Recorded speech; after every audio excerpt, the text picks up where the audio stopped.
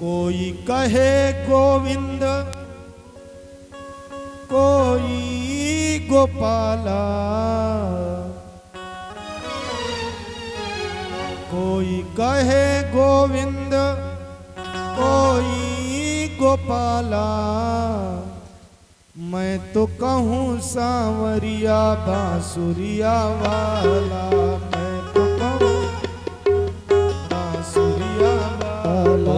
कोई कहे गोविंदा कोई गोपाला, कोई कहे गोविंदा कोई गोपाला, मैं तो कहूँ सांवरिया बांसुरिया वाला, मैं तो कहूँ सांवरिया बांसुरिया वाला, मैं तो कहूँ सांवरिया बांसुरिया वाला, मैं तो कहूँ सांवरिया बांसुरिया वाला। कोई कहे गोविंद कोई गोपाला, कोई कहे गोविंदा कोई गोपाला, मैं तो कहूँ सांवरिया बांसुरिया वाला, मैं तो कहूँ सांवरिया बांसुरिया वाला। गोविंदा गोपाला, गोविंदा गोपाला,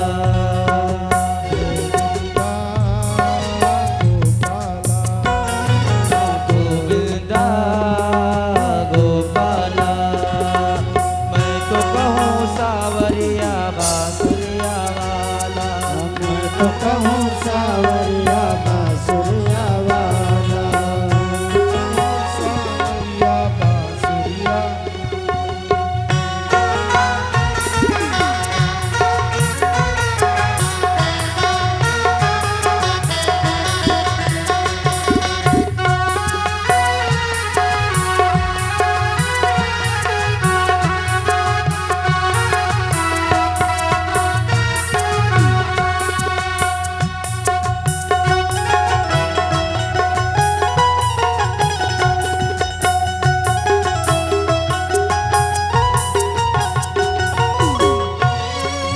राधा ने श्याम कहा मीरा ने गिरधर, राधा ने श्याम कहा मीरा ने गिरधर, राधा ने श्याम कहा मीरा ने गिरधर, राधा ने श्याम कहा मीरा ने गिरधर, राधा ने श्याम कहा मीरा ने गिरधर, राधा ने श्याम कहा मीरा ने गिरधर, कृष्णा ने कृष्ण कहा खूब जाने नटवर, कृष्णा ने कृष्ण कहा खूब जाने नटवर, ग्वालों ने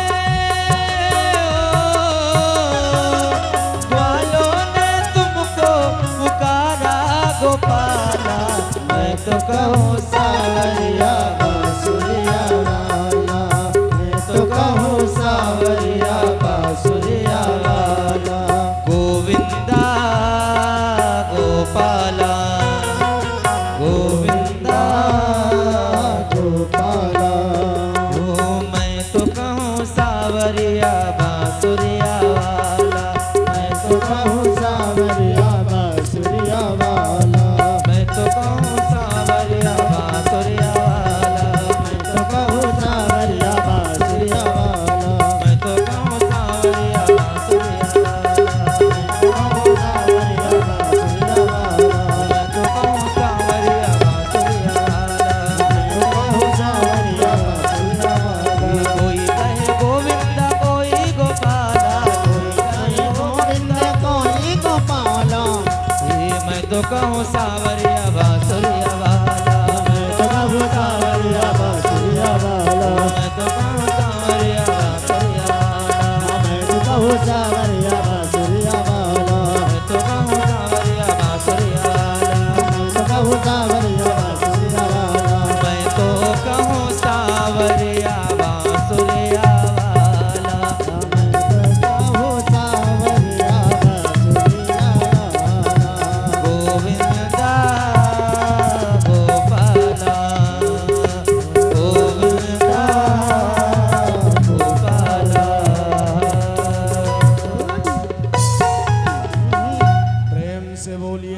भागवत भगवान की जय हो। श्री सुखदेव जी महाराज कहते हैं, राजन अब जो चरित्र मैं कहने जा रहा हूं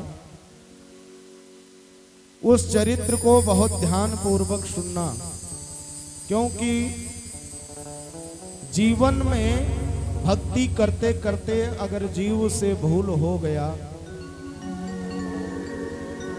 तो एक जन्म नहीं अपितु कई जन्म बिगड़ जाते हैं, और वही इस चरित्र में है।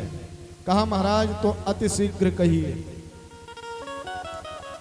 कहा भगवान ऋषभ देव के 100 पुत्रों में सबसे बड़े पुत्र थे राज ऋषि भरत जी, और इनका विवाह हुआ था विश्वरूप की पंचजनी नामक कन्या से विवाह हुआ, और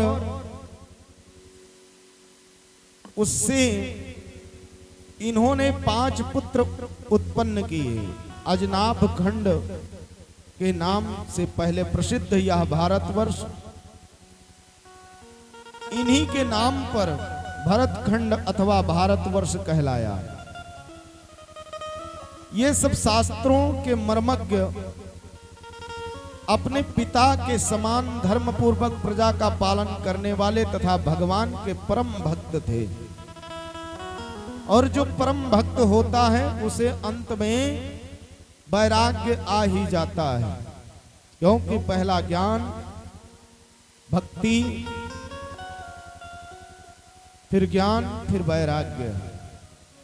तो इन्होंने राजपाट करते करते इनके मन में वैराग्य आने लगा, और जब वैराग्य आने लगा तो मन में एक भाव जागृत हुआ। भाव कैसा कि अब राजपाट त्याग देना चाहिए। इन्होंने अनेक यज्ञ किए, अनुष्ठान किए, उसके बाद में अपने पुत्रों को राजपाट दे करके निकल पड़े हरिद्वार के लिए, हरि क्षेत्र के लिए। हरि क्षेत्र में पहुंचे, वहां पुलाह जी का एक आश्रम था, और पुलाह जी के आश्रम विद्याधर कुंड में, कुंड के समीप पुलाह जी का आश्रम बना हुआ था। पुलाह ऋषि के आश्रम में जाकर ठहरे और वहीं दीक्षा लिया और रहना प्रारंभ कर दिए। समय व्यतीत तो हो रहा था, बड़े भाव के साथ वहां रह रहे थे। 1 दिवस व्यतीत हुआ, 2 दिवस व्यतीत हुआ, महीनों व्यतीत हो गया, वर्षों व्यतीत हो गया। इनका भजन बड़े भक्ति भाव के साथ चल रहा था। दिन प्रतिदिन इनका भाव भगवान के प्रति बढ़ता जा रहा था, लेकिन भगवान भी भक्त का परीक्षा लेते हैं। आज ये परीक्षा में फेल होने वाले हैं। श्री सुखदेव जी महाराज कहते हैं, राजन भक्त जब जब भक्ति के मार्ग पर चलता है तो भगवान परीक्षा लेते हैं, और उसमें अगर भक्त पास हो गया तो उसका जीवन सफल हो गया, अन्यथा फिर वह जीवन बिगड़ ही जाता है। कहा महाराज तो कृपा करके ये बताइए कैसे इनका जीवन बिगड़ने लगा। कहा वही तो कहने जा रहा हूं, ध्यान से सुनो। कहा कृपा करके महाराज बताइए। कहा इनका जीवन तो बड़े भक्ति भाव के साथ चल रहा था, लेकिन एक दिवस राज ऋषि भरत गंडकी नदी में स्नान करने के लिए गए, और ध्यान पूर्वक स्नान कर रहे थे। गंगा च यमुना चैव गोदावरी सरस्वती नर्मदा सिंधु कावेरी जले अस्मिन् सन्निधं कुरु। समस्त नदियों का ध्यान करते हुए स्नान कर रहे थे। इतने में इन्होंने देखा क्या कि उसी तट पर स्नान करते करते प्रणव मंत्र का जाप भी कर रहे थे। तब तक इन्होंने देखा उसी समय वहां पर जल पीने की इच्छा से एक हरणी आया। हरणी मतलब हिरण। और वह गर्भवती थी। एक शेर पहुंच गया, सिंह पहुंच गया, और सिंह ने उस हरणी को देखा और देखते ही उसको मारने के लिए खदेड़ा, और वह अपना प्राण बचाने के लिए दौड़ती है और उस नदी में छलांग लगा दी। और जैसे नदी में छलांग लगाया कि उसका गर्भ जो था उसका प्रजनन उसी जल में हो गया। बच्चा उसी जल में गिरा और डूबने लगा। राज ऋषि को लगा कि मेरे सामने अगर बच्चा मर गया तो मुझे पाप लग जाएगा। उस बच्चे को राज ऋषि ने उठा लिया और लेकर के आश्रम चले आए। आश्रम पहुंचते हैं, उसका देखभाल बहुत ढंग से करना प्रारंभ कर दिया और इतने दयालु थे कि उस बच्चे में बिल्कुल लीन होने लगे। जिस मोह ममत्व का त्याग करके उन्होंने वैराग्य लिया था, आज उसी मोह में फंसने लगे। दिन प्रतिदिन बस उसी बच्चे का देखभाल, बच्चे को दुग्ध देना है, बच्चे का पालन पोषण करना है, और धीरे धीरे उनका भजन बंद होने लगा।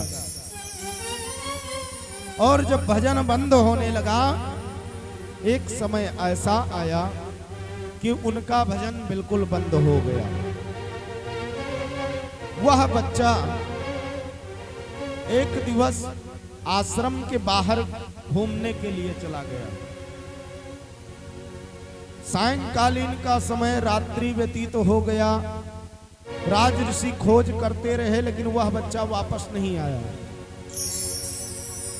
खूब खोज किए, दूसरा दिवस प्रारंभ हुआ, वापस नहीं आया। तीसरा दिवस प्रारंभ हुआ, वापस नहीं आया। राज ऋषि उसी के चिंता में बीमार पड़ गए। बस हिरण का ही धुन लगा करके बीमार पड़ते हैं। वो हाय हिरण करते करते उनका मृत्यु हो गया। चले थे भगवान को प्राप्त करने, लेकिन भगवान को प्राप्त करने के बजाय उनका जब मृत्यु हुआ तो अंत में प्राप्त करना चाहिए भगवान को, लेकिन अंत समय में भगवान नाम मुंह में नहीं आया।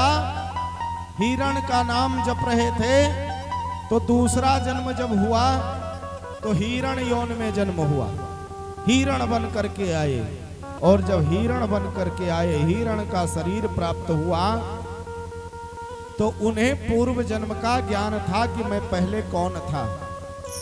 हिरण ने विचार कर लिया कि मेरा पूर्व जन्म बिगड़ चुका है, मैं उसी आश्रम में जाऊंगा, भजन करूंगा, कीर्तन करूंगा, लेकिन भजन तो हो नहीं पाएगा, कीर्तन हो नहीं पाएगा, तो सुनूंगा जरूर। मुख से भले ही हरि का नाम ना निकले, लेकिन सुनूंगा जरूर।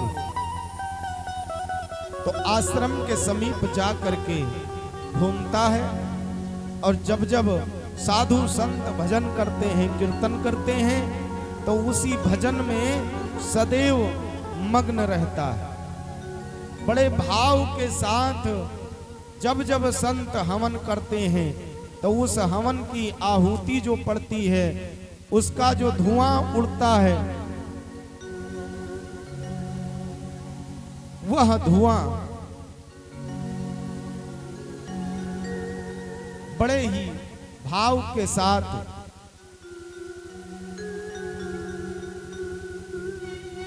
प्राप्त कर रहा है और प्रभु को ढूंढ रहा है, प्रभु का पता ढूंढ रहा है। लेकिन ऐसे थोड़े प्रभु मिलने वाले हैं। प्रभु को प्राप्त करने के लिए मनुष्य का तन चाहिए। कैसे ढूंढूं मैं रघुवर पता आपका, कैसे ढूंढूं मैं रघुवर पता आपका, रूप माया लिया जब घनी रात का। कैसे ढूंढूं मैं रघुबर पता आपका, कैसे कैसे ढूंढूं मैं रघुबर प्रताप का रूप माया लिया जब घनी रात का कैसे ढूंढूं मैं रघुबर पतायाप का कैसे ढूंढूं मैं रघुबर पतायाप का रूप माया लिया जब घनी रात का कैसे ढूंढूं मैं रघुबर प्रताप का कैसे ढूंढूं मैं रघुबर प्रताप का रूप माया लिया जब घनी रात का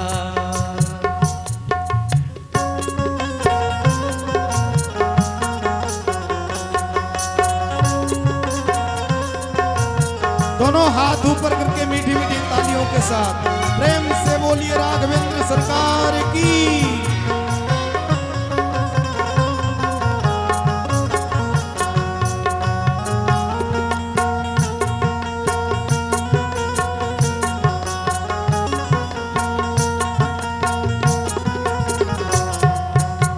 बर बताया आपका रूप माया लिया जब घनी रात का हरि बोल। दोनों हाथ ऊपर करके मीठी मीठी तालियों के साथ प्रेम से बोलिए राघवेंद्र सरकार की। जय हो।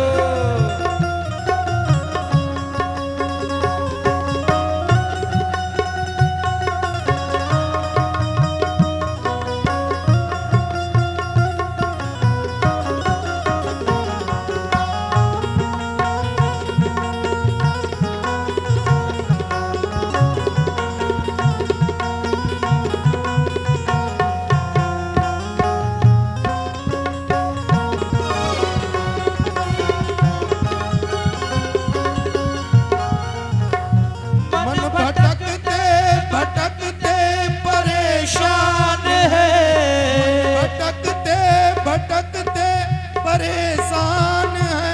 मन भटकते भटकते परेशान है अब तो केवल बचा आसरा आपका।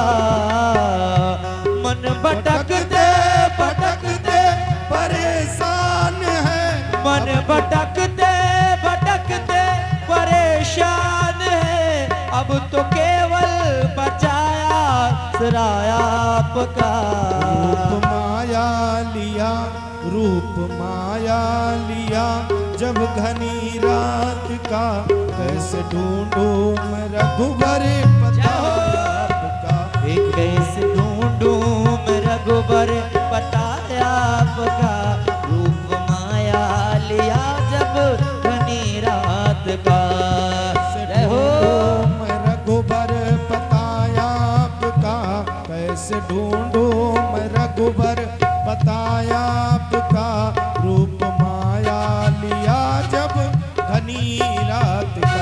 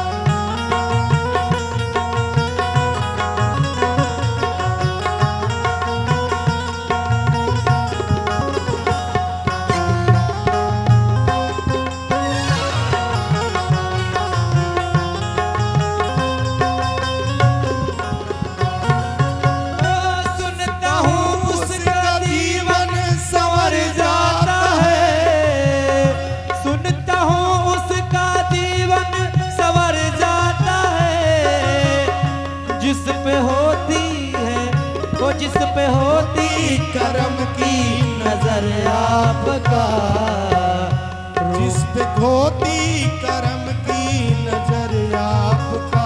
रूप माया लिया, रूप माया लिया, रूप माया लिया जब घनी रात का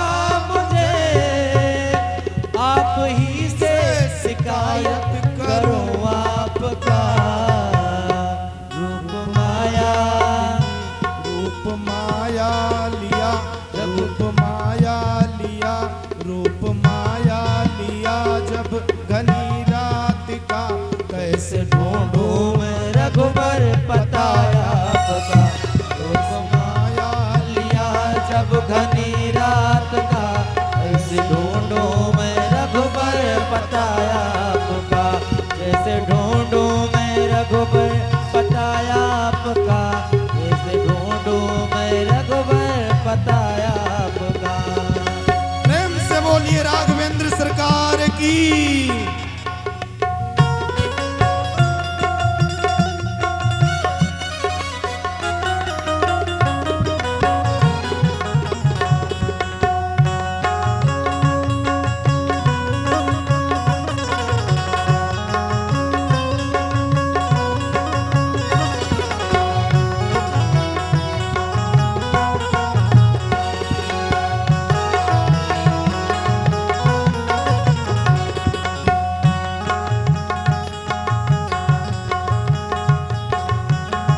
कैसे ढूंढूं मैं रघुबर पता आपका, कैसे ढूंढूं मैं रघुबर पता आपका, रूप माया लिया जब घनी रात का, कैसे ढूंढूं मैं रघुबर पता आपका, रूप माया लिया जब घनी रात का, कैसे ढूंढूं मैं रघुबर पता आपका, रूप माया लिया जब घनी रात का, कैसे ढूंढूं मैं रघुबर पता आपका, रूप माया लिया जब घनी रात का, ओ रूप माया लिया जब घनी रात का, रूप माया लिया जब घनी रात का, कैसे ढूंढूं मैं, ओ कैसे ढूंढूं मैं, ओ कैसे ढूंढूं मैं रघुबर। दोनों हाथ ऊपर करके मीठी मीठी तालियों के साथ हाँ, प्रेम से बोलिए राघवेंद्र सरकार की।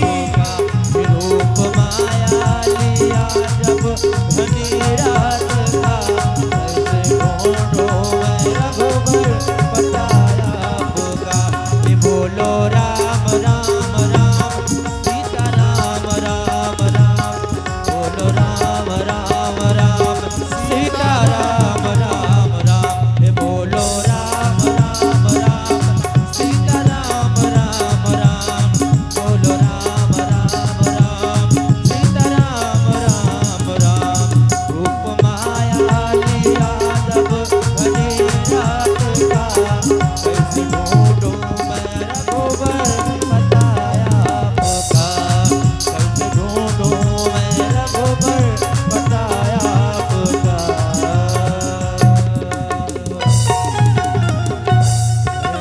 बोलिए राघवेंद्र सरकार की जय।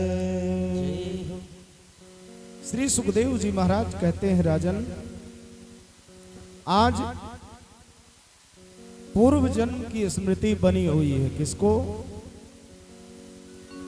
हिरण को। बस हरि को ढूंढ रहे हैं, लेकिन हरि मिलने वाले नहीं। निरंतर पुलाह जी के आश्रम के समीप भ्रमण करते करते पूरा जीवन व्यतीत कर दिया।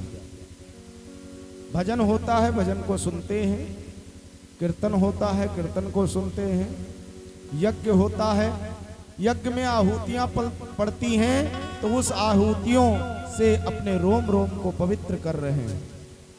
समय व्यतीत हो रहा है, इस प्रकार उनका जीवन चल रहा है। साधु संत भोजन प्रसादी पाते हैं, तो उसका जो जूठन होता है उसको पा करके अपने जीवन को पवित्र कर रहे हैं। समय व्यतीत होते होते अंत समय आ गया। एक दिवस उनका मृत्यु हो गया। उस हिरण का जब मृत्यु हुआ, तो पुनः जब जन्म मिला तो ब्राह्मण कुल में जन्म हुआ। पहले क्षत्रिय कुल में जन्म था। राज ऋषि भरत बनकर आए थे। ऋषभ देव के 100 पुत्रों में एक थे, और आज तीसरा जन्म मिला है ब्राह्मण कुल में जन्म हुआ है।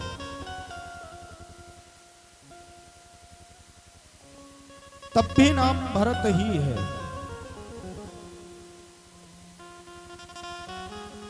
विप्र कुल में जन्म अंगिरस गोत्र के वेद पाठी ब्राह्मण थे और भगवान के अनुग्रह से भरत को पूर्व जन्म की तब भी स्मृति थी, स्मृति बनी हुई थी।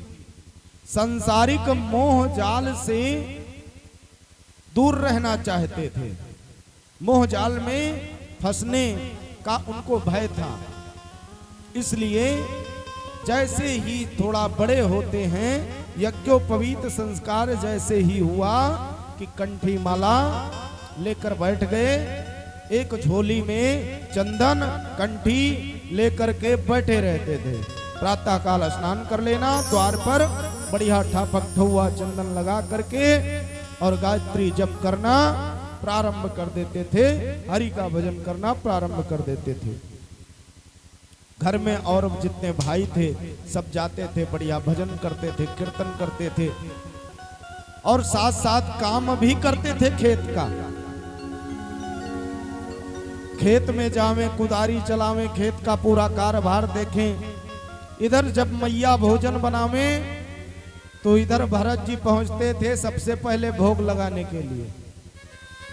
भोग लगाने पहुंचे तो बगैर घी का भोग नहीं लग पाता था। मैया से घी मांगे, घी दूध दही सब भोग के लिए होना चाहिए। भोग लगाएं और सबसे पहले भोजन करके बैठ जाएं, भजन करने लगे। भाई सब दोपहर में खेत से वापस आवे तो भरत जी भोजन करके बैठे हुए। भाइयों को भोजन करने के लिए जब बैठना है तो पता लगे सब्जी नहीं, कहीं पता लगे रोटी नहीं, कहीं पता लगे चावल नहीं, तो कहीं पता लगे दाल नहीं। इस प्रकार जीवन व्यतीत हो रहा है। और भाइयों को एक दिवस क्रोध आया, भाइयों ने कह दिया अरे तू भरत नहीं जड़ है, जड़। एक दर पे बैठा रहता, ना कोई काम करना ना काज करना, काम ना काज का, किसी काम का काज का तू नहीं है। त्वयोदितं व्यक्तं विप्रलब्धं भर्तु समे स्वाददि वीरभारः गन्तुर्यदि स्यादधिगम्य मध्या पावेति रासो न विदां प्रवादः। बात बात पर झगड़ा लड़ाई प्रारंभ हो जाता है, लेकिन जड़ भरत जी चुपचाप बैठ करके सुना करते हैं, कुछ नहीं बोलते। एक दिवस जब जब भाइयों में झगड़ा होता है तो पिताश्री माताजी जड़ भरत जी का पक्ष कहते हैं, लेकिन कब तक कहेंगे?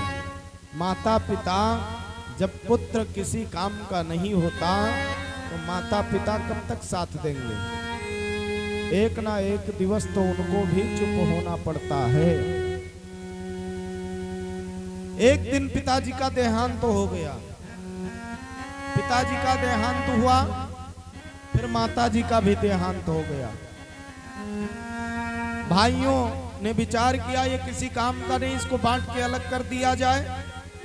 जड़ भरत जी ने विचार किया आज तक मैंने काम किया नहीं, खेती हो नहीं पाएगा, इसलिए अब घर में रहना ही नहीं। झोली को उठाया, एक कम्बल को लिया और चल दिए।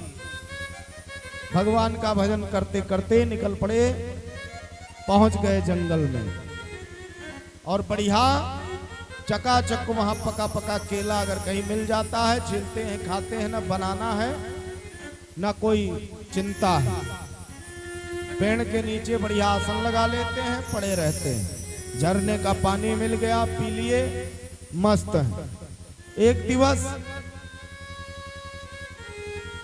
लुटेरे कुछ मिल गए। एक सरदार था लुटेरों का, उसने संतान की कामना से देवी भद्रकाली को नरबलि देने का संकल्प लिया था। तो जंगल में नर कहाँ मिले, मनुष्य कहाँ मिले। अपने गणों को आदेश दिया जाकर के कोई मनुष्य मिल जाए पकड़ लाओ। इतने में जड़ भरत जी दिखाई पड़ गए। जड़ भरत जी को पकड़ लाए, सब लेकर गए। बढ़िया 56 प्रकार का व्यंजन भोग लगाया गया, क्योंकि बलि देने से पहले खूब सेवा होता है। देखे होंगे आप लोग, जब बकरे का बलि देना होता है तो उसका पूजा पाठ होता है, खूब माला वाला पहनाया जाता है, उसके बाद उसका नमो नारायण करते हैं। तो ठीक उसी प्रकार जड़ भरत जी को खूब बढ़िया 56 प्रकार का व्यंजन, और जड़ भरत जी कई दिन हो गया था बढ़िया भोजन पाए नहीं थे, खूब चकाचक बढ़िया दाब के भोजन किए। पूछे भी नहीं आखिर कारण क्या है, हमको इतना स्वादिष्ट भोजन क्यों दिया जा रहा है। भोजन कराने के बाद भद्रकाली के मंदिर में ले गए बलि चढ़ाने के लिए। जैसे सरदार ने कटार को निकाला, तुरंत उस कटार खड़क को रोकने के लिए भद्रकाली प्रकट हो गई, और भद्रकाली प्रकट होती हैं, सरदार का वध कर दिया। जितने भी उनके साथी थे सबका वध किया। भद्रकाली ने आज जड़ भरत जी को अनेकानेक प्रकार से वरदान दिया। जड़ भरत जी धन्य हो गए भद्रकाली का दर्शन पा करके।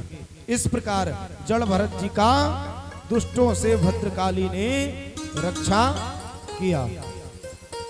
समय व्यतीत हो रहा था। एक दिन की बात है, सौरवीर नरेश राजा राहुगण तत्व ज्ञान को प्राप्त करने की इच्छा से कपिल मुनि के आश्रम जा रहे थे कि जाकर के वहां तत्व ज्ञान को प्राप्त करूंगा। पालकी को सजाया, पालकी में बैठा, कुम्हार को बुलाया, कहार को बुलाया पालकी को उठाने के लिए। 4 कहार लगते हैं पालकी में, तब पालकी उठती है। पालकी लेकर के कहार चल रहे थे, इतने में कहार बीमार हो गया। एक जंगल में कौन मिले, राजा का आदेश हुआ किसी को पकड़ कर लेकर आओ। इतने में दिखाई पड़ गए जड़ भरत जी। जड़ भरत जी को पकड़ कर लाया गया। जड़ भरत जी बेचारे क्या जाने पालकी कैसे उठाया जाता है, सीधे साधे, वो कभी कुदार भी नहीं चलाए थे, उनको क्या पता। पकड़ कर लाए, चलो पालकी उठाना है, चल दिए। आ गए पालकी उठाने के लिए। पालकी तो उठा लिया, लेकिन उनको ये नहीं पता है पालकी लेकर चलना कैसे है। बड़े दयालु हैं। रास्ते में अगर एक चींटी भी मिल जाए तो चींटी को बचाने के लिए छलांग लगा देते थे। अब पालकी में अगर राजा बैठा हो और पालकी कंधे पे हो, छलांग लगाओगे तो उस पालकी में बैठने वाले का दशा क्या होगा। राजा खड़बड़ा जाते थे। आगे और बढ़े, एक पत्थर पड़ा था, उससे बचाने के लिए छलांग लगा दिया। एक गड्ढा मिल गया और छलांग लगाया। राजा ने तेज आवाज में आवाज दिया, किस मूर्ख को पकड़ लाए हो, इसे पालकी उठाने का भी सहूर नहीं, अक्ल नहीं है। अनेकानेक प्रकार से फटकार लगाना प्रारंभ किया। पालकी को नीचे रखो, पालकी रख दिया गया। राजा अनाप शनाप बकना प्रारंभ कर दिया, बहुत फटकार लगाया। मुझे विलंब हो रहा है, मैं जा रहा हूं मुनि के आश्रम में तत्व ज्ञान को प्राप्त करने। ज्ञान नहीं प्राप्त हो पाएगा, ऐसा है वैसा है, दुनियन बात सुनाया। रहा नहीं गया, अंतोगत्वा जड़ भरत जी को लगा कि अब राजा अधिक बोल चुके हैं। तब जड़ भरत जी संस्कृत में बात करना प्रारंभ किए, क्योंकि 3 जन्मों का ज्ञान है। यहाँ मनुष्य को एक जन्म का ज्ञान होता है तो परम विद्वान हो जाता है, और जिसको 3 जन्म का ज्ञान हो फिर वो कितना विद्वान होगा, आप लोग स्वयं कल्पना करिए। 3 जन्मों का ज्ञान लेकर बैठे थे। आज तत्व ज्ञान, अध्यात्म, भक्ति मार्ग का निरूपण करना, व्याख्यान करना प्रारंभ कर दिया। और इस प्रकार व्याख्यान किया कि राजा राहुगण तुरंत चरणों में गिर गए, हाथ जोड़ करके प्रार्थना करने लगे, महाराज क्षमा करिए, आप कौन हो, अपना परिचय बताइए। कहा भाई मेरा परिचय मत पूछो, मैं कौन हूं, कहां से आया हूं, क्या करने आया हूं, कहां जा रहा हूं, ये कुछ भी मत पूछो। राजा राहुगण ने लालच दिया, चलो मेरे साथ, मैं आपको गुरु बनाऊंगा। कहा मैं गुरु और चेला बनने के लिए नहीं आया हूं, मैं भगवान को प्राप्त करने के लिए आया हूं। कहा चलो राजगद्दी दे दूंगा, लालच दिया। कहा मैं तो राजगद्दी छोड़ करके भगवान को प्राप्त करने निकला हूं, तुम मुझे क्या राजगद्दी दोगे, मुझे राजगद्दी नहीं चाहिए। अनेकानेक प्रकार से राजा राहुगण को ज्ञान दिया। अंत में जड़ भरत जी तत्व ज्ञान का बहुमूल्य उपदेश देकर राजा राहुगण को निहाल कर दिया और भगवान का भजन करते करते अंत में भगवान के परम धाम को जड़ भरत जी प्राप्त करते हैं। इस प्रकार श्री सुखदेव जी महाराज राजा परीक्षित को जड़ भरत जी का कथा श्रवण कराते हैं। कहने का तात्पर्य यही है कि एक जन्म अगर बिगड़ गया तो फिर कई जन्म लेना पड़ता है। इसीलिए बार बार कहा जाता है देवताओं को दुर्लभ है जो तन हमें आपको प्राप्त हुआ है, इसको जितना संवार पाओ उतना ही अच्छा है, अन्यथा गए काम से किसी काम का नहीं। काल ब्याल मुख ग्रास त्रास निर्णास हेतवे। वैसे तो कलयुग के हम आप ग्रास बनते ही जा रहे हैं, लेकिन इससे अगर बचना है तो कलयुग केवल नाम आधारा। कलयुग केवल नाम आधारा। कलयुग केवल नाम आधारा। कलयुग केवल नाम आधारा। कलयुग केवल नाम आधारा। योग केवल नाम आधारा। सुमिर सुमिर नर उतरहि पारा। सुमेरे सुमेरे नर उतरहि पारा। सुमेरे सुमेरे नर उतरहि पारा। कृत युग समाजो विज्ञानी। कृत योग समझो कि विज्ञानी। कृत योग समझो कि विज्ञानी। हरि हरि ध्यान तरहि भव प्राणी। हरि हरि ध्यान करय भव प्राणी। हरि हरि ध्यान तरहि भव प्राणी। उधरि हरि ध्यान करय भव प्राणी। धरि हरि ध्यान करय भव प्राणी। कृत योग समझो कि विज्ञानी। कृत योग समझो कि विज्ञानी। प्रेम से बोलिए राघवेंद्र सरकार की, जय। कृष्णचंद्र भगवान की। जय हो। अच्छा सच्चे मन से बताना, इसमें इतने लोग बैठे हुए हो, प्रतिदिन स्नान तो लगभग सब करते होंगे क्योंकि गर्मी है, बगैर स्नान का तो काम चलेगा नहीं। अगर पोष में आता और पोष में आकर पूछता तो सब झूठ बोल देते, झूठे हाथ खड़ा कर देते, हम 3 बार नहाते हैं। लेकिन इस बार तो सब सच बोलेंगे, हम 3 बार नहाते हैं। लेकिन स्नान करने के बाद भगवान का नाम कौन कौन लेता है? जो नाम लेता हो हाथ ऊपर करे। वाह भाई वाह, आप सबको बहुत बहुत प्रणाम है। भगवान का नाम लेना चाहिए, कुछ कर पाओ या न कर पाओ, सीते राम भजो। कलयुग केवल नाम आधारा। सुमिर सुमिर नर उतरहि पारा। रामायण पढ़ पाओ या न पढ़ पाओ, प्रेमैक भक्ति, प्रेम से अगर भगवान की भक्ति करोगे, खाली भजन मात्र करोगे, तो भी भगवान का धाम प्राप्त हो जाएगा।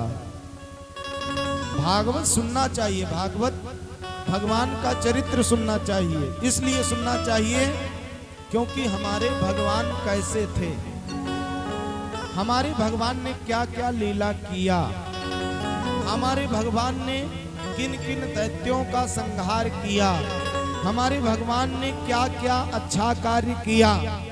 इसको जानने के लिए भगवान का चरित्र जब तक हम आप नहीं सुनेंगे तब तक कैसे जान पाएंगे। लेकिन नाम जप की महिमा की जब बात आवे तो तरन तार उसी से होना है। किससे होना है? किससे होना है? हैं? किससे होना है? सीताराम सीताराम जय सीताराम सीताराम।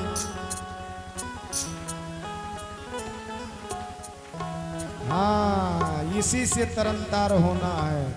जब फालतू बैठो घर में, कोई काम ना हो, झगड़ा अधिक होता हो, बस चुप्पे घर के कोने में बैठ जाओ, भजना चालू कर दो, हे भगवान सीताराम सीताराम सीताराम जय सीताराम।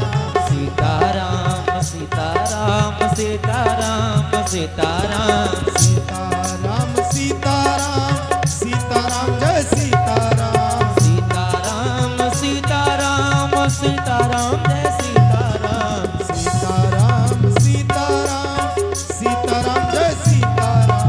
सीताराम सीताराम सीताराम जय सीताराम। सीताराम सीताराम सीताराम जय सीताराम। सीताराम जय सीताराम सीताराम जय सीताराम। ऐसा ऐसा कौन कौन करता है अपने अपने घर में? हाथ ऊपर करो। हाँ। और जो ना करता हो वो आज अपने घर पे जावे और कलह से शुरू कर दे, चाहे 1 मिनट ही करो, लेकिन स्नान करने के बाद भाव ना हो तब भी लोटा ना मिले तो बटुली में ही पानी भर लो, बटुली ना मिले तो बाल्टी में ही पानी भर लो और लेकर जाओ। कहीं पथरा रखा होगा एक तो, उसको शंकर भगवान कहते हैं, सबके दरवाजे पे रखा रहता है। और ना शंकर भगवान उनको समझो, यही समझो ये पथरवा बहुत गर्म हो गया होगा, लाओ एक बाल्टी इस पे पानी डाल दो। इसी को कहते हैं भाव को भाव, न भाव हो तब भी एक बाल्टी पानी पहुंचो और उड़ेल दो, और उड़ेलने के बाद हाथ जोड़ो और भजना चालू कर दो। सीताराम सीताराम सीताराम जय सीताराम। सीताराम सीताराम सीताराम जय सीताराम। सीताराम सीताराम सीताराम जय सीताराम। सीताराम सीताराम सीताराम जय सीताराम। अच्छा, कल से ऐसा कौन कौन करेगा? जो ऐसा करे वही हाथ उठाओ ऊपर।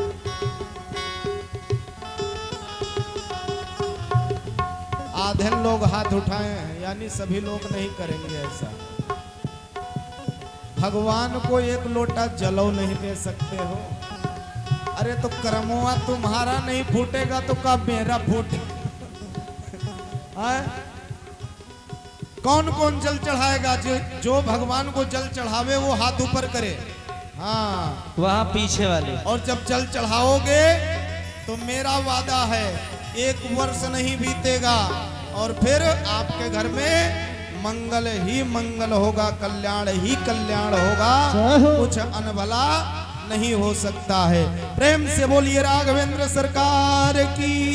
ये राम नाम अति मीठा है, कोई गा के देख ले। राम नाम अति मीठा है, कोई गा के देख ले। आ जाते हैं राम कोई बुला के देख ले। आ जाते हैं राम कोई बुला के देख ले। वो भजले राम राम राम सीता राम राम राम, भजले राम राम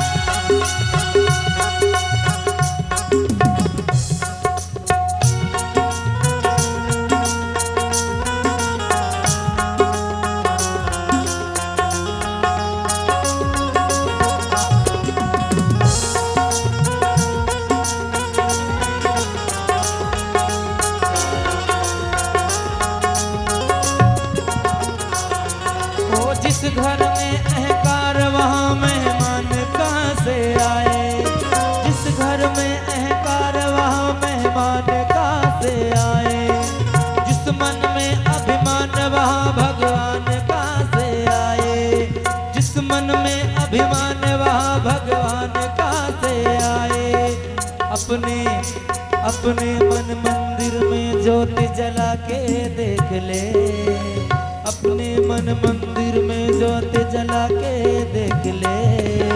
आ जाते हैं राम कोई बुला के देख ले। वो सीता राम राम राम सीता राम राम राम सीता राम राम राम सीता राम राम राम सीता राम राम राम। दोनों हाथ ऊपर करके मीठी मीठी तालियों के साथ हाँ। राम राम राम सीता राम राम राम।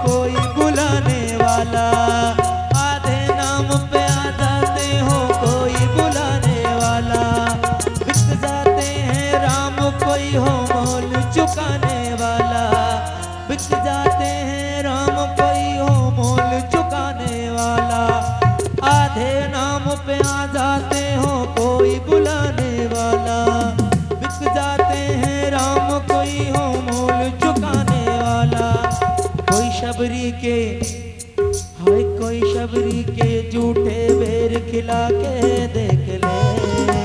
आ जाते हैं राम कोई बुला के देख ले।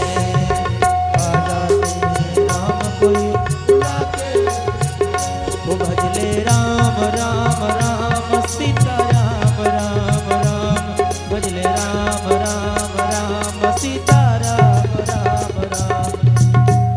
ए दीदी बनवा देखियो।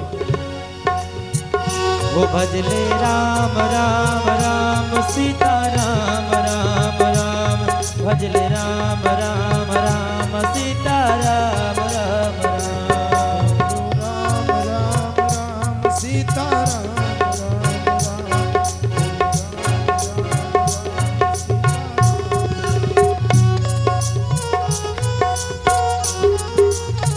क्या बात है।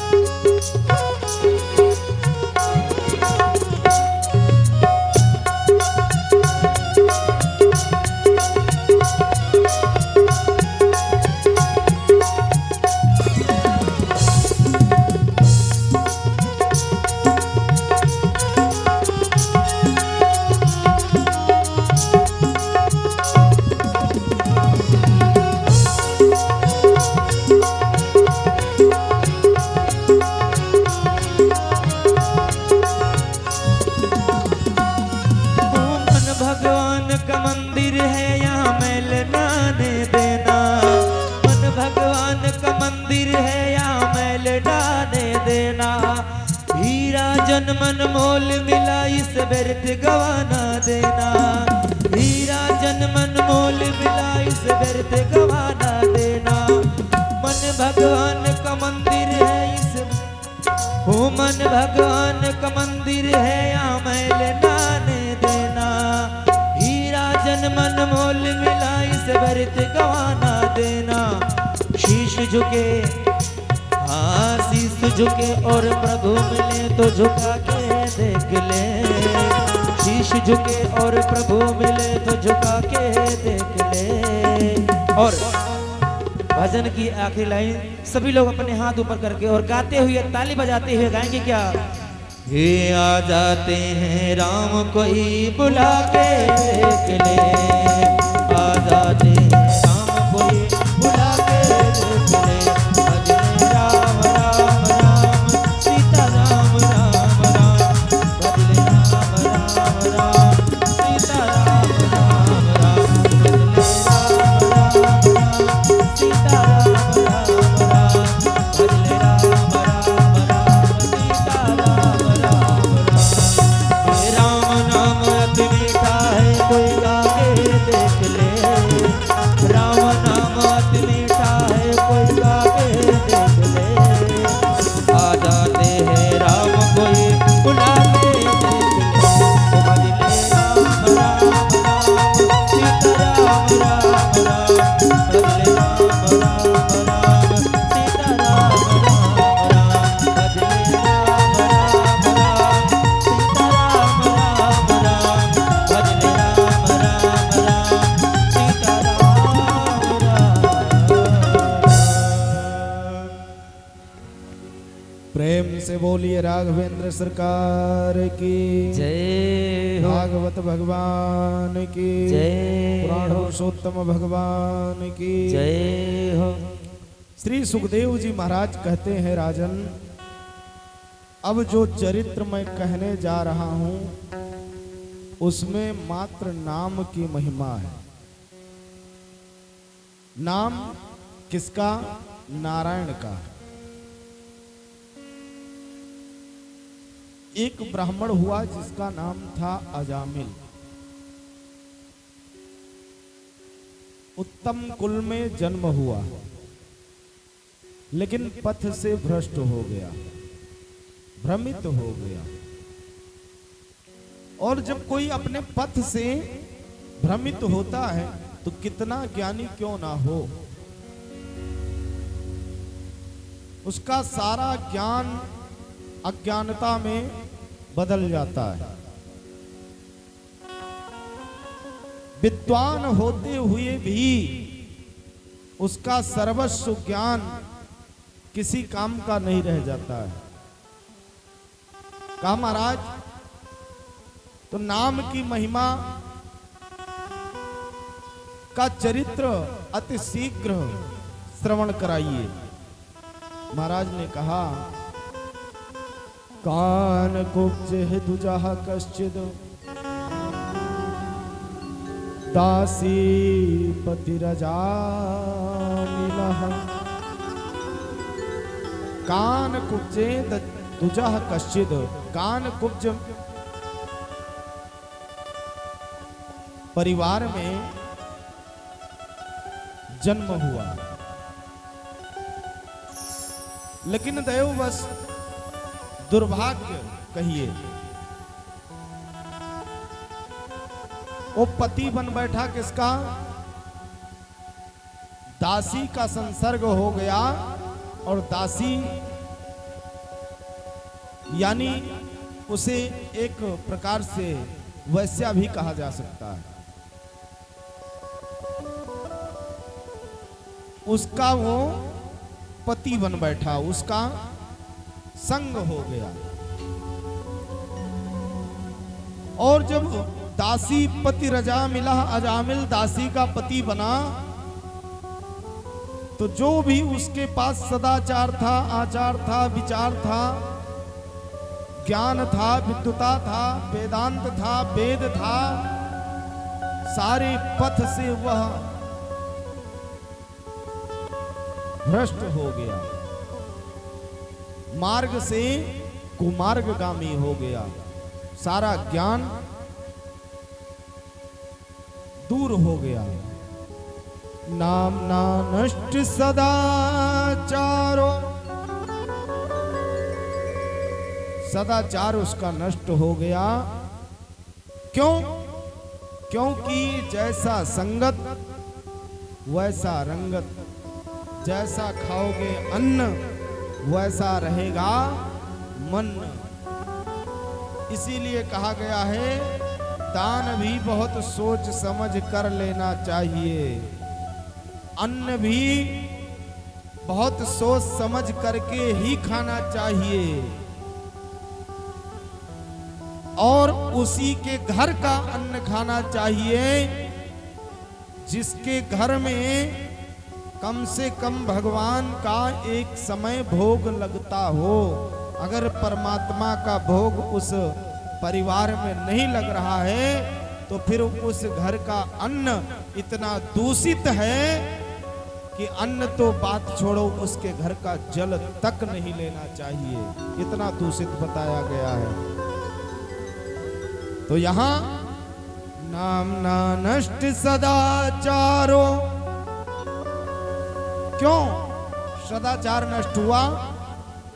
क्योंकि दास्यः संसर्ग दूषिता, सुधर जाओ, दास्यः संसर्ग दूषिता। ऐसे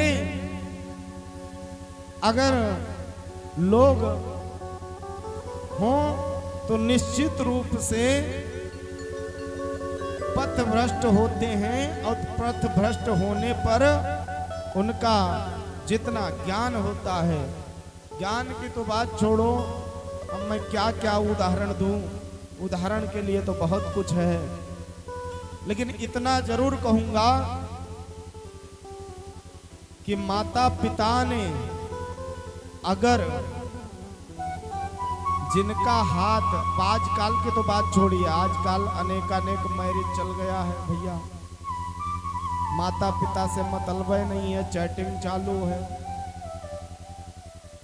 पता नहीं कौन कौन सा धारा चल गया, माता पिता बोलेंगे अगर तो गड़बड़ हो जाएगा, लव मैरिज, फलाना मैरिज, धमाका मैरिज, इंगेजमेंट, फलाना मेंट, धमाका मेंट, लेकिन ऐसे मेंट में कभी परिवार नहीं चलता।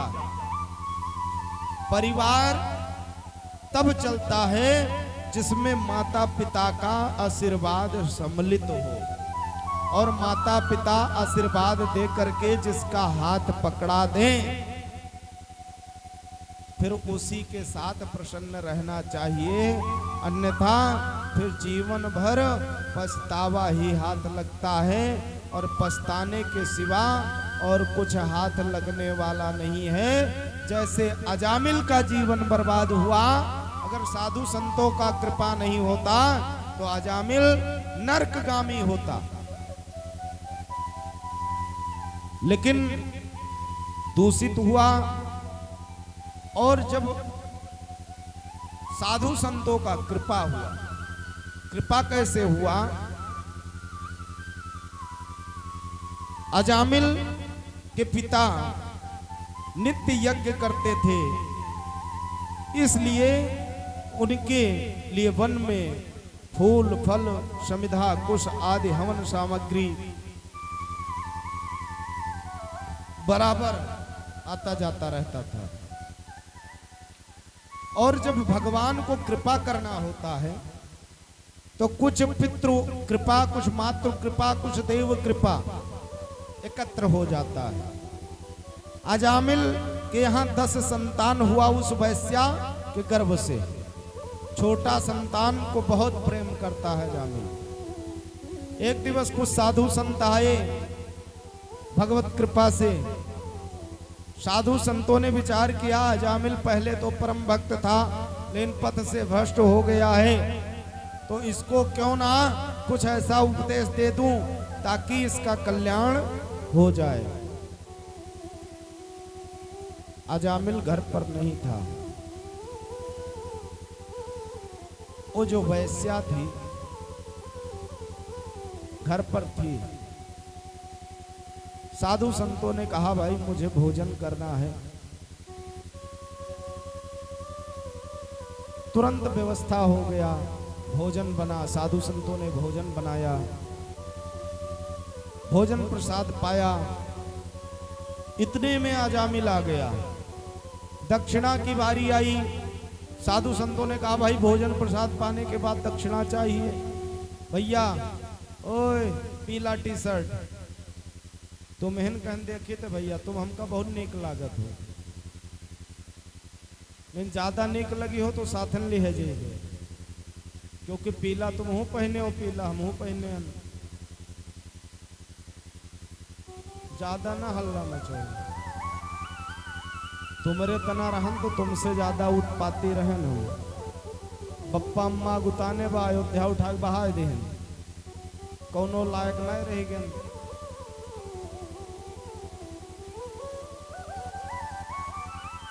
प्रेम से बोलिए राघवेंद्र सरकार की जय हो। तो कहने का तात्पर्य यही है, साधु संतों ने कहा कि भाई भोजन के बाद दक्षिणा, और दक्षिणा नहीं तो फिर गड़बड़। अजामिल ने कहा सुनो, ये मेरी जो पत्नी है ना ये बावली है, इसको पता नहीं है, मैं होता तो भोजन ही नहीं करने देता, और तुम दक्षिणा की बात कर रहे हो, दक्षिणा तो मिल ही नहीं सकता। कहा सुनो, मैं कोई रुपया पैसा नहीं मांग रहा हूं। कहा तो क्या चाहिए? कहा ये जो तुम्हारा छोटा पुत्र है इसका नाम बदल दो, यही मेरा दक्षिणा होगा। कहा बस, हमको लगा था अभी आप असरफी मांगोगे। नाम में अगर बदलना है तो नाम मैं बदल दूंगा, क्या नाम रख दूं? कहा इसका नाम नारायण रख दो। कहा तब दक्षिणा नहीं लोगे? कहा नहीं लूंगा। कहा तो ठीक है, आज से मैं नारायण कहूंगा। छोटे पुत्र का नाम नारायण रख दिया। और नारायण जब नाम रखा, साधु संत वहां से प्रस्थान कर दिए, चले गए। अजामिल अपने पुत्र को इतना प्रेम करता है, कोई कार्य होता है तो नारायण को साथ में रखता है। नारायण ये कार्य, नारायण वो कार्य, नारायण ये काम करना, नारायण वो काम करना, हर दम नारायण नारायण नारायण जाप करना प्रारंभ कर दिया था। तो नामना नष्ट सदाचारो, सदाचार उसका नष्ट हो चुका था।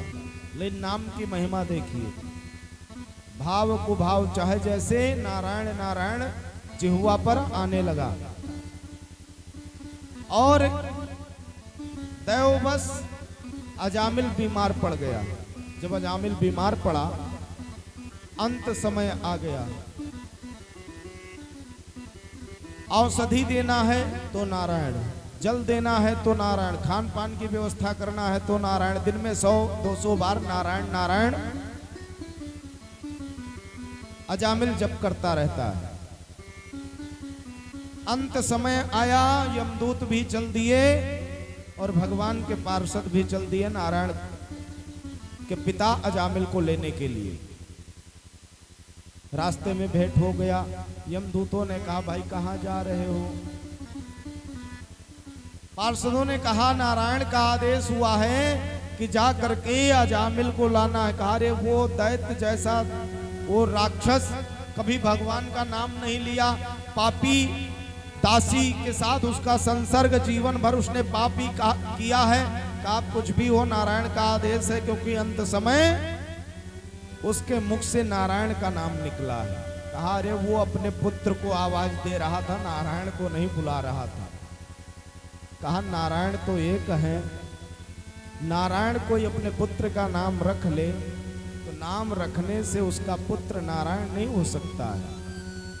नारायण नारायण ही होते हैं, इसलिए ले तो मैं ही जाऊंगा। अंतो गत्वा निर्णय हुआ और पार्षद पहुंचते हैं, अजामिल को लेकर भगवान के धाम जाते। अजामिल का सदगति हो गई।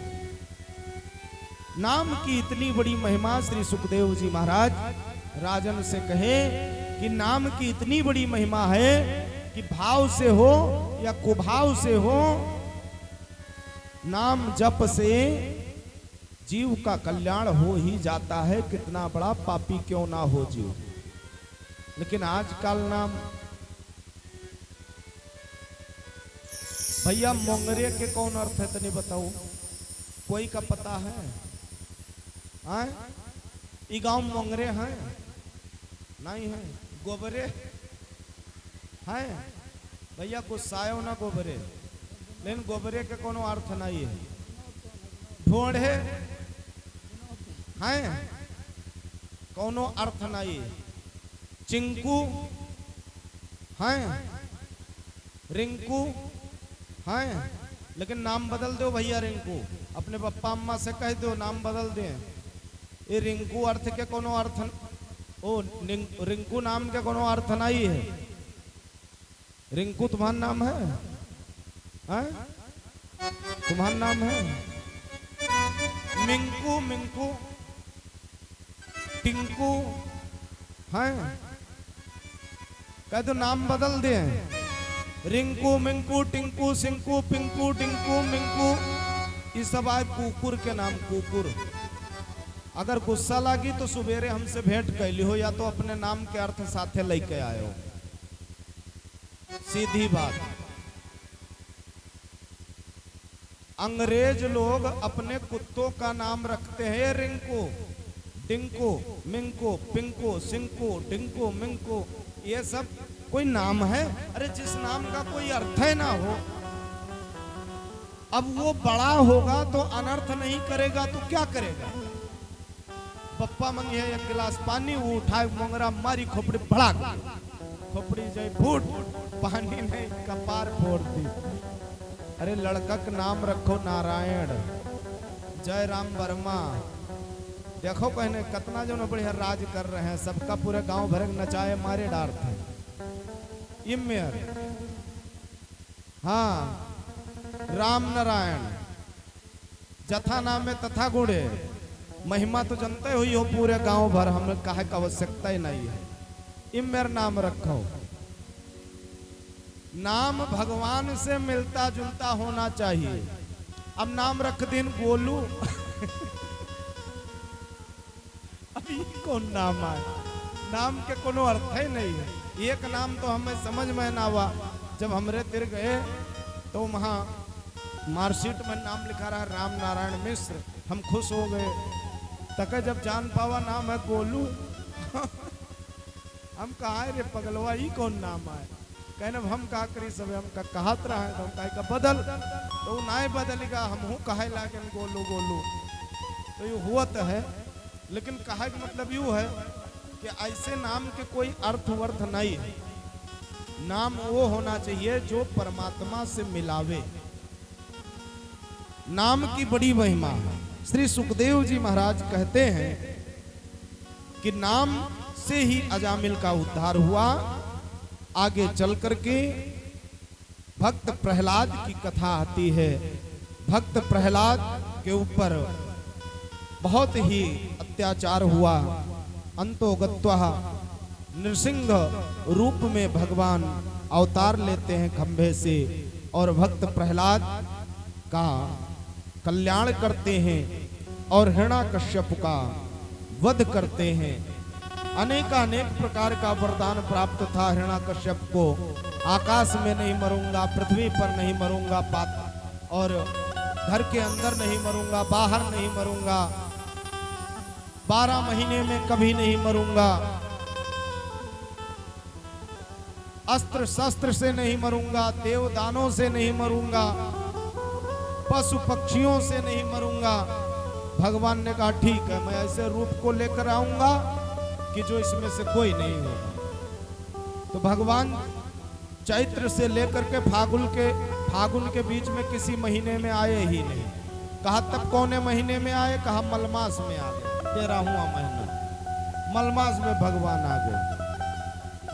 नृसिंह रूप लेकर आए, ना नर ना पशु, ना दिन रात, सायंकालीन का समय, ना घर के अंदर ना बाहर, चौखट पर लेकर बैठे, ना पृथ्वी पर ना आकाश में, जंघा पर लेकर बैठे, ना अस्त्र ना शस्त्र, ना खून से चीर करके और प्राणांत कर दिया। प्रेम से बोलिए नृसिंह भगवान की। इस प्रकार नृसिंह अवतार हुआ। आगे चल करके भगवान 52 अवतार को धारण करते हैं राजा बलि को छलने के लिए। बावन अवतार की कथा बड़ी दिव्य है, आप सब बराबर सुनते रहते हैं। बावन अवतार में भगवान अनेक लीला को दर्शाते हैं। और बावना अवतार के बाद महाराज अम्बरीश का चरित्र आता है। महाराज अम्बरीश का चरित्र बड़ा ही विचित्र चरित्र है। आइए एक सुंदर सा भजन आप सब सुनिए, उसके बाद महाराज अम्बरीश का चरित्र आप सबको श्रवण कराया जाएगा। प्रेम से बोलिए राघवेंद्र सरकार की। हो छुपे हो कहाँ तुम, हो छुपे हो कहाँ तुम, उधर देखना है कन्हैया तुम्हें एक नजर देखना है, कन्हैया तुम्हें एक नजर देखना है। छुपे हो कहाँ तुम, छुपे हो कहाँ तुम, उधर देखना है कन्हैया तुम्हें एक नजर देखना है, कन्हैया तुम्हें एक नजर देखना है।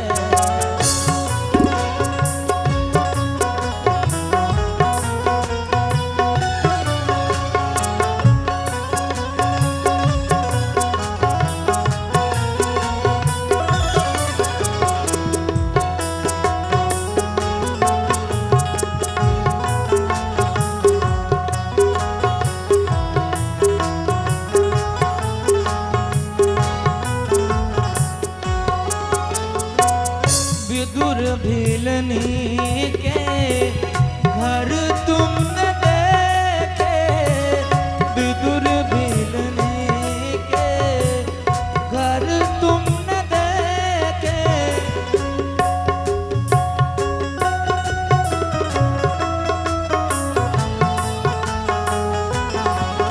ओ विदुर भीलनी के जो घर तुमने विदुर भीलनी के जो घर तुमने देखे, तो तुमको हमारा, तो तुमको हमारा बिगर देखना है, कन्हैया तुम्हें एक नजर देखना है, कन्हैया तुम्हें एक नजर देखना है।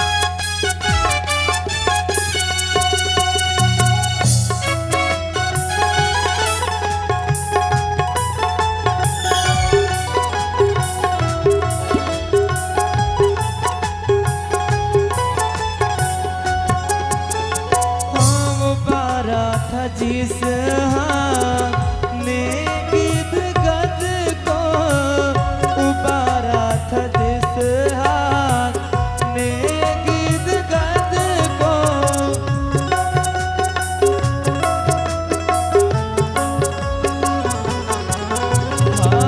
उबारा था, जिस हाँ ने गिद्ध गद को उबारा था, जिस हाथ ने गिद्ध गद को, हमें उन हाथों का, हमें उन हाथों का हुनर देखना है, कन्हैया तुम्हें एक नजर देखना है, कन्हैया तुम्हें एक नजर देखना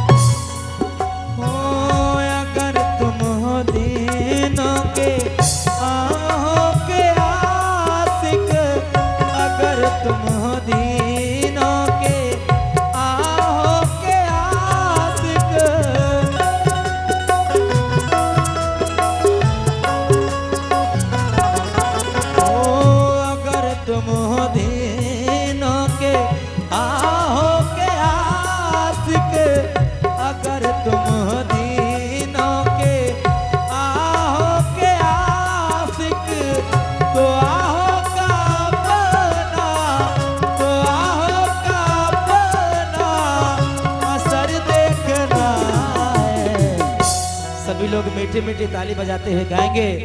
अरे कन्हैया तुम्हें एक नजर देखना है, कन्हैया तुम्हें एक नजर देखना है।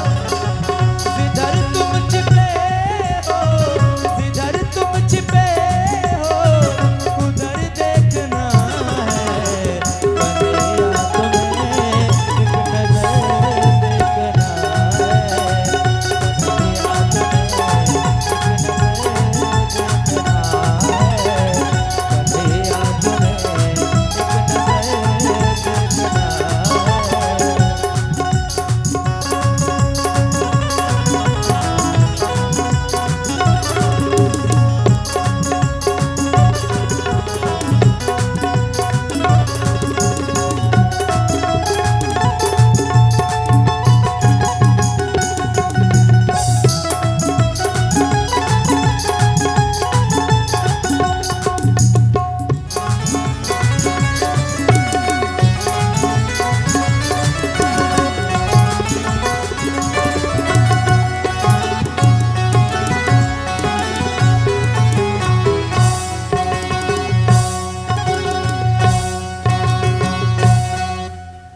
प्रेम से बोलिए भक्तवत्सल भगवान की।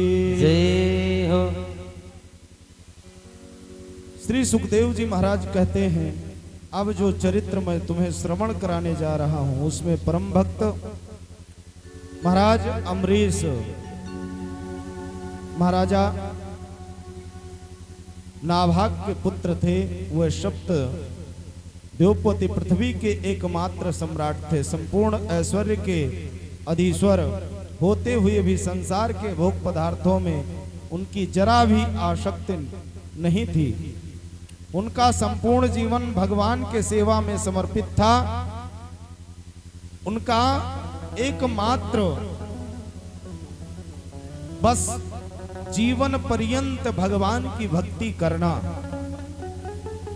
भगवान के भक्ति में लगे रहना, भगवान के शरण में लगे रहना। जब भी उनको भगवान से समय मिलता था तब प्रजा का पालन किया करते थे। लेकिन प्रजा का पालन इस प्रकार करते थे कि जैसे एक पिता अपने पुत्र का पालन करता है। लेकिन वो व्रत एकादशी का किया करते थे। 12 मास 24 एकादशी होती है और 24 एकादशी का व्रत किया करते थे। प्रत्येक महीने के दोनों एकादशी का व्रत करते थे। देखिए एकादशी व्रत का कुछ नियम होता है। आज एक दादाजी आए थे, उन्होंने मुझसे प्रश्न किया, महाराज एकादशी व्रत में चावल क्यों नहीं खाना चाहिए? इसका मुझे कहीं लेख नहीं मिला। शायद आपके भाई थे। हाँ भाई थे, भाई साहब थे। जो भी रहे हों उनको कोटि कोटि प्रणाम ऐसा उच्च प्रश्न करने के लिए। तो उन्होंने प्रश्न किया एकादशी को चावल नहीं खाना चाहिए, इसका लेख कहीं नहीं मिला। लेकिन एकादशी व्रत में चावल क्यों नहीं खाना चाहिए ये चीज सभी लोग जान लीजिए, ध्यान पूर्वक सुनिए।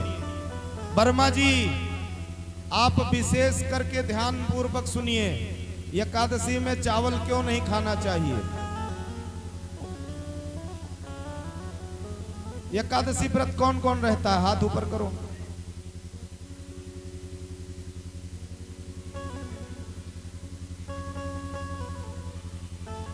और एकादशी व्रत कौन कौन नहीं रहता है वो हाथ ऊपर करो।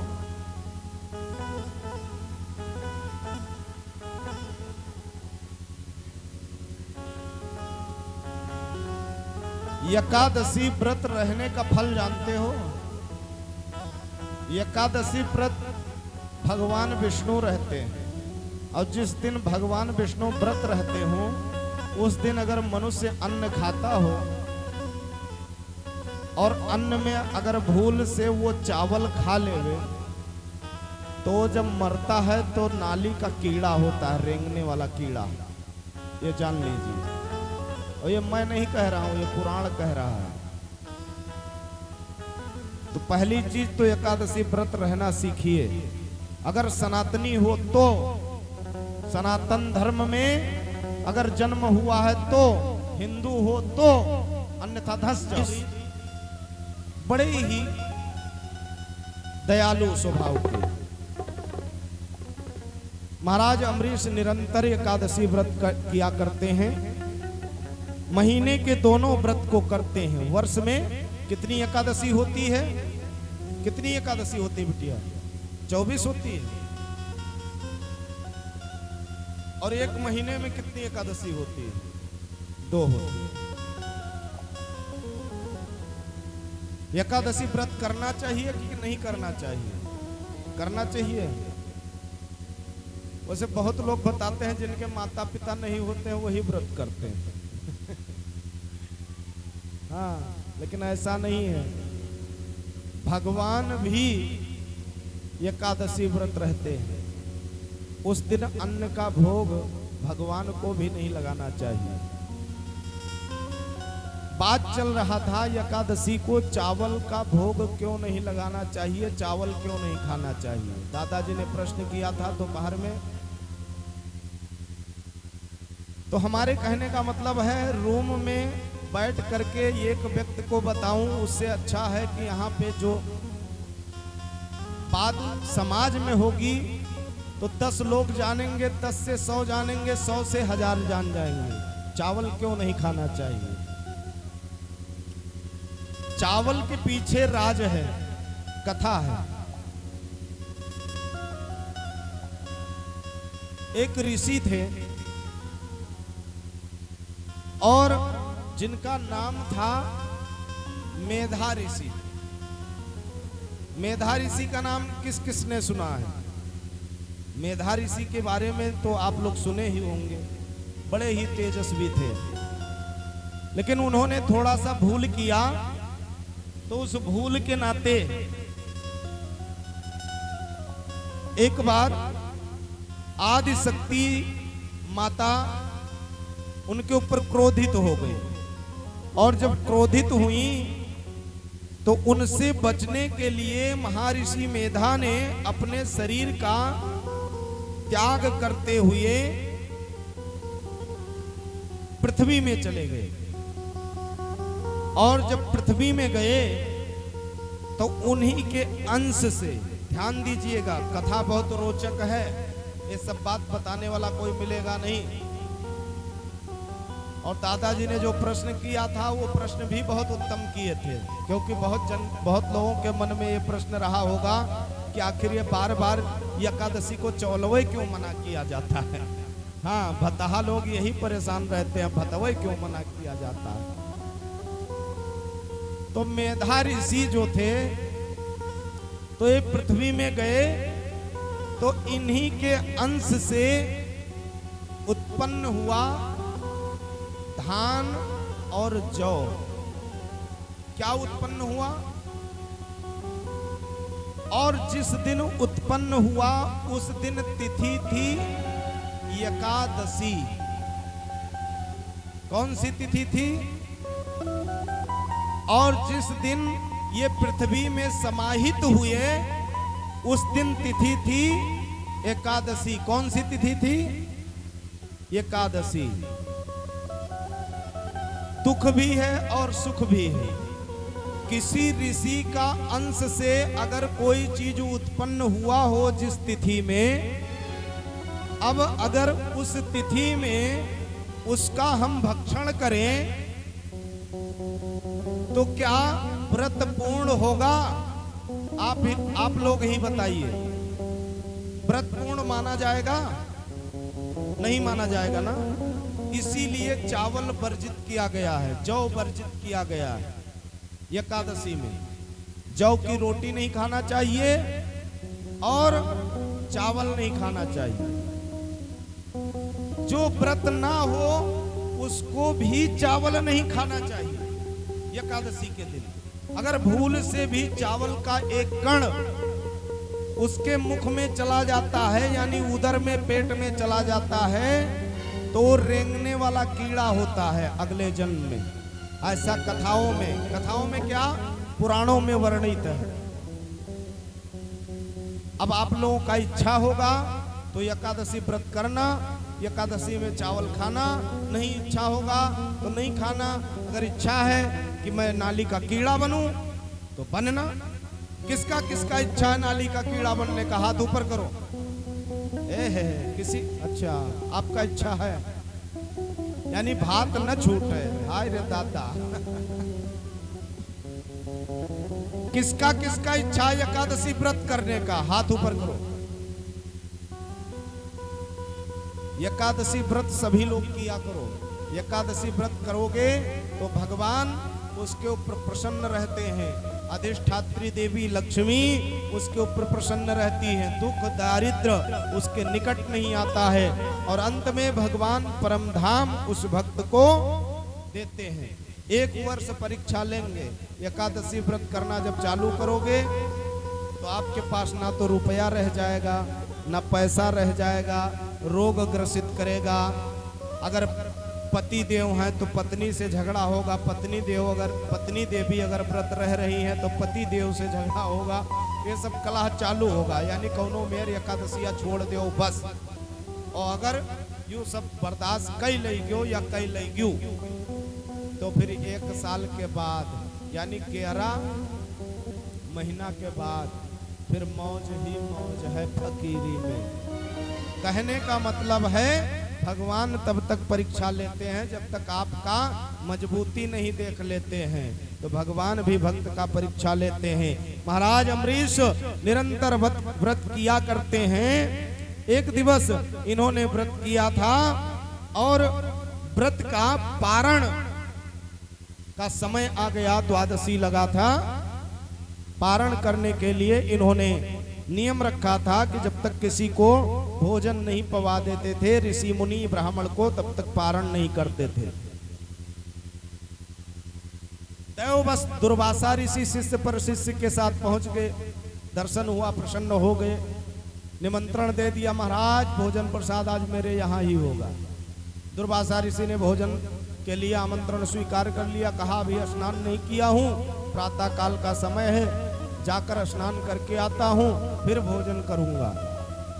स्नान करने गए, 1 घंटा बीत गया, 2 घंटा बीत गया, 3 घंटा बीत गया। इधर पारण का जो मुहूर्त था वो निकला जा रहा था। राजन ने विचार किया कि चलूं भगवान का चरणामृत और तुलसी दल लेकर के पारण कर लूं। चरणामृत लिया, तुलसी दल लिया, अकाल मृत्यु हरणम सर्वव्याधि विनाशनम इत्यादि मंत्रों का उच्चारण करके पारण कर लिया। इतने में दुर्वासा पहुंच गए। कहा महाराज चलो पारण हो जाए, भोजन हो जाए। अरे मूर्ख पाखंडी, ढोंगी, पाखंड करता है। मुझे निमंत्रण दिया, अपना स्वयं पारण कर लिया, अनाप शनाप बकना प्रारंभ कर दिए। कमंडल से जल निकाला, कृत्या को प्रकट कर दिया अभिमंत्रित करके।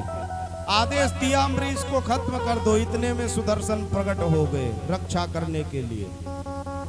कृत्या का वध किया सुदर्शन ने और महाराज अम्बरीश के पीछे महाराज दुर्वासा के पीछे लग गए। दुर्वासा अपना प्राण बचाते हुए ब्रह्मा के पास पहुंचे। ब्रह्मा ने कहा भाई मेरे में दम नहीं है कि सुदर्शन से बचा पाऊं। शंकर के पास गए, उन्होंने जवाब दे दिया। अंतोगत्वा भगवान नारायण के पास पहुंचे। नारायण ने कहा देखो मैं भी नहीं बचा सकता, मैं तो भक्तों के अधीनस्थ हूँ। अगर बचना है तो मेरे भक्त के पास ही जाओ, वही बचा सकता है।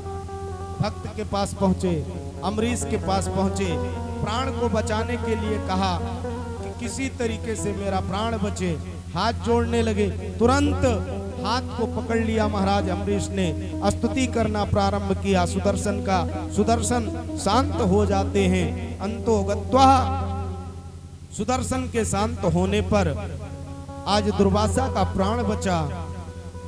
फिर दुर्वासा को ले जाकर के विधि विधान के साथ भोजन कराते हैं, प्रसाद पवाते हैं, दक्षिणा दे करके विदाई किया। इस प्रकार महाराज अम्बरीश की कथा श्रवण कराते हैं नाना प्रकार से। और महाराज अम्बरीश के चरित्र के बाद इक्ष्वाक के वंश का वर्णन होता है। उन्हीं के उन्हीं के वंश में त्रिशंकु होते हैं। त्रिशंकु की कथा रामचरितमानस में आती है। त्रिशंकु की कथा तो लगभग सबको पता होगा। त्रिशंकु चाहते थे कि हम स्वर्ग में सशरीर पहुंच जाएं। ऋषियों के तपोबल के द्वारा सशरीर पहुंच गए। देवताओं ने सोचा इससे सब सशरीर अगर आएंगे यहाँ तो यहाँ भीड़ लग जाएगा, यहाँ आत्मा के रहने के लिए जगह नहीं है। और शरीर को लेकर अगर आ गए, देवताओं ने धक्का दे दिया, उल्टा लटके रह गए, सर नीचे पैर ऊपर, काफी समय तक लटके रहे, प्रार्थना किए। फिर ऋषियों के तपोबल द्वारा अयोध्या वापस लाए गए। अयोध्या में पुनः दूसरा स्वर्ग का निर्माण हुआ।